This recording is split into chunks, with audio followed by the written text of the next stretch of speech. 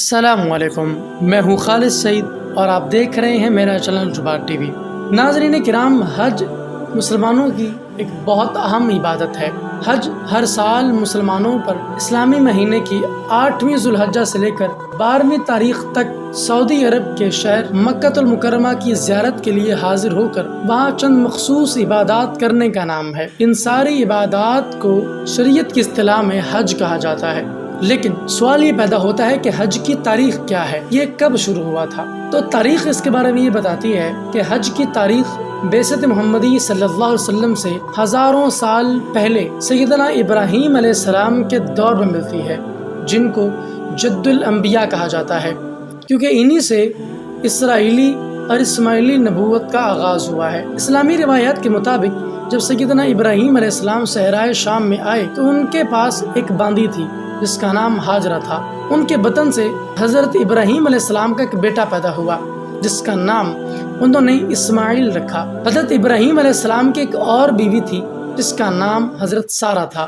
چونکہ حضرت سارہ کے ہاں کوئی اولاد نہیں تھی، اس لیے جب انہوں نے حضرت ہاجرہ کے ہاں بیٹے کی پیدائش دیکھی تو وہ کافی پریشان ہوئی۔ اس سارے معاملے کو حضرت ابراہیم علیہ السلام نے اللہ کی بارگاہ میں پیش کیا تو حکم ہوا ہاجرہ اور اسماعیل کو دوسرے مقام پر منتقل کر دو۔ حضرت ابراہیم نے دریافت کیا انہیں کس جگہ پر لے کر جاؤں؟ ارشاد ہوا مکہ، میرا حرم، جسے میں نے زمین میں سب سے پہلے تخلیق کیا تھا۔ اس کے بعد حضرت جبریل علیہ السلام براق لے کر حاضر ہوتے ہیں اور اس پر تینوں حضرت ابراہیم اور اسماعیل علیہ السلام اور حضرت ہاجرہ رضی اللہ تعالی عنہا آپ سوار ہو کر روانہ ہو جاتے ہیں۔ حضرت ابراہیم علیہ السلام جس سرسبز و شاداب خطہ سے گزرتے تو کہتے جبریل شاید یہی جگہ ہے، لیکن جبریل کہتے نہیں، ابھی اور آگے چلیں۔ مقام کعبہ پر پہنچ کر حضرت ہاجرہ اور سیدنا اسماعیل علیہ السلام کو اتار دیا۔ وہاں اترنے کے بعد ان لوگوں کو ایک درخت نظر آیا جس پر حضرت ہاجرہ رضی اللہ تعالی عنہا نے ایک چادر ڈال کر سائبان سا بنا لیا۔ چونکہ حضرت ابراہیم علیہ السلام نے اپنی زوجہ حضرت سارہ سے وعدہ کیا تھا کہ وہ محض ان لوگوں کو چھوڑ کر واپس آ جائیں گے، لہٰذا انہوں نے واپسی کا ارادہ کیا۔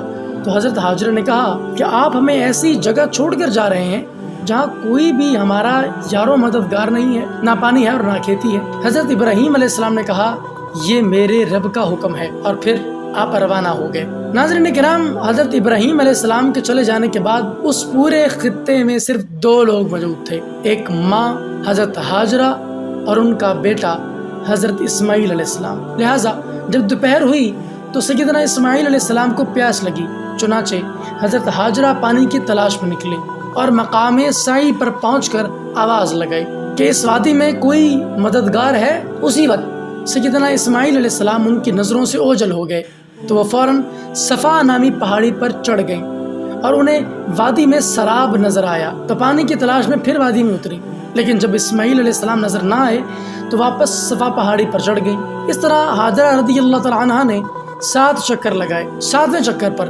جب وہ مروہ نامی پہاڑی پر تھیں تو انہیں اسماعیل علیہ السلام کے قدموں کے نیچے پانی بہتا ہوا نظر آیا۔ وہ واپس ہوئی اور چشمے آب کے ارد گرد مٹی جمع کر کے بہتے پانی کو روک لیا، اسی لیے اس پانی کا نام زمزم پڑ گیا۔ اس وقت ایک قبیلہ بھی تھا جس کا نام جرہم بتایا جاتا ہے۔ یہ ذوالمجاز اور عرفات کے میدانوں میں پڑاؤ ڈالے ہوئے تھا۔ مکہ میں پانی نکلنے کے بعد یہاں پر چرند پرند آنے لگے، چنانچہ جرہم قبیلے نے ان پرندوں کا تعاقب کیا اور بالآخر وہ ایک عورت اور بچے کے پاس پہنچے جو ایک درخت کے نیچے بیٹھے ہوئے تھے۔ جرہم قبیلے کے سردار کا نام جرہم بن عامر بن سبابن تھا۔ اس نے حضرت ہاجرہ سے پوچھا تم کون ہو اور یہاں اس بچے کے ساتھ کیا کر رہی ہو؟ حضرت ہاجرہ نے کہا میں ابراہیم خلیل اللہ علیہ السلام کے فرزند کی ماں ہوں، یہ انہی کا بیٹا ہے اور اللہ نے ہمیں یہاں ٹھہرنے کا حکم دیا ہے۔ قبیلے کے سردار نے پوچھا کیا ہم لوگ آپ کے قریب یہاں پڑاؤ کر سکتے ہیں؟ انہوں نے کہا میں حضرت ابراہیم علیہ السلام سے پوچھ لیتی ہوں۔ تیسرے دن جب حضرت ابراہیم علیہ السلام تشریف لائے تو حضرت ہاجرہ نے پورا واقعہ سنایا۔ حضرت ابراہیم علیہ السلام نے بھی قبیلہ جرہم کو یہاں ٹھہرنے کی اجازت دے دی، چنانچہ پورا قبیلہ یہیں ٹھہر گیا۔ حضرت ہاجرہ اور سیدنا اسماعیل علیہ السلام ان لوگوں سے خوب مانوس ہو گئے۔ جب سیدنا اسماعیل علیہ السلام سن شعور کو پہنچے تو اللہ تعالیٰ نے سیدنا ابراہیم علیہ السلام کو کعبہ کی تعمیر کا حکم دیا۔ کعبہ کی تعمیر اسی جگہ کرنا تھا جہاں سیدنا آدم علیہ السلام پر قبہ نازل کیا گیا تھا، لیکن حضرت ابراہیم علیہ السلام کو یہ علم نہیں تھا کہ کعبہ کس جگہ تعمیر کرنا ہے، کیونکہ جس جگہ کے بارے میں بتایا جا رہا ہے کہ وہاں پر قبہ نازل ہوا تھا وہ سیدنا نوح علیہ السلام کے وقت جب اللہ نے طوفان بھیجا تھا اس وقت وہ اوپر اٹھا لیا گیا تھا۔ لہٰذا اللہ تعالیٰ نے جبریل امین کو بھیجا، وہ آئے اور حضرت ابراہیم علیہ السلام کو اس جگہ کی نشاندہی کر دی۔ کعبۃ اللہ کی بنیادیں جنت سے اتاری گئیں اور ان پر حضرت ابراہیم علیہ السلام نے کعبہ تعمیر کیا۔ تعمیر کے لیے حضرت اسماعیل علیہ السلام ذی طوی نامی پہاڑ سے پتھر لاتے، اس کے بعد مقام حجر اسود کی نشاندہی کی گئی، چنانچہ وہاں سے حجر اسود کو نکال کر اسے اصل جگہ پر رکھا گیا۔ اس تعمیر میں کعبہ کے 2 دروازے رکھے گئے، ایک مشرق کی جانب اور دوسرا مغرب کی جانب۔ اس مغربی دروازے کا نام مستجار رکھا گیا، پھر اس پر ازخر نامی گھاس کی پتیاں وغیرہ ڈالی گئیں اور حضرت ہاجرہ رضی اللہ تعالیٰ عنہا نے کعبہ کے دروازے پر ایک چادر لٹکا دی۔ کعبہ کی تعمیر سے فراغت پر حضرت ابراہیم اور سیدنا اسماعیل علیہ السلام نے حج کیا۔ آپ کے ساتھ تمام قبیلہ جرہم کے لوگوں نے بھی حج کیا۔ 8 ذو الحجہ یوم الترویہ کو جبریل علیہ السلام حضرت ابراہیم علیہ السلام کے پاس آئے اور کہا، اے ابراہیم پانی یہاں سے بھر لو۔ چونکہ منا اور عرفات میں پانی نہیں تھا اس لیے پانی یہیں سے لے جاتے تھے اور اسی وجہ سے اس دن کا نام یوم الترویہ پڑ گیا۔ سب سے پہلے حضرت ابراہیم علیہ السلام آگے بڑھے اور آپ نے کعبۃ اللہ کا طواف کیا، آپ کے ساتھ دیگر لوگوں نے بھی کیا۔ پھر صفا مروہ کے درمیان سعی کی گئی، بعد میں منا تشریف لے گئے۔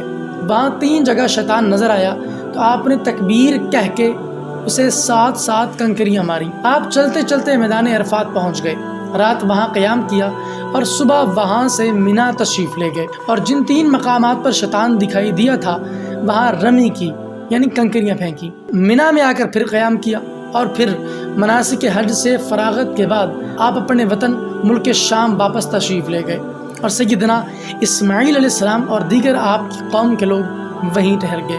حج کی یہ مقدس روایت بعین ہی اس وقت تک باقی رہی جب تک عرب کے لوگوں میں بت پرستی پیدا نہیں ہو گئی تھی۔ کہا جاتا ہے کہ ایک شخص جو کہ مکے کا سردار تھا جس کا نام عمر بن لحی یا عمر بن لحی بتایا جاتا ہے، یہ قبیلہ بنو خزاعہ کا ایک سردار تھا۔ سب سے پہلے بت پرستی کا آغاز عربوں میں اسی شخص نے کیا۔ ناظرین کرام، مجھے امید ہے آپ کو یہ ویڈیو اچھا لگا ہوگا۔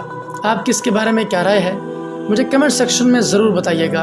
اب میں ملوں گا آپ سے ایک نئی ویڈیو میں اور ایک نئے کانسیپٹ کے ساتھ، تب تک کے لیے اللہ حافظ۔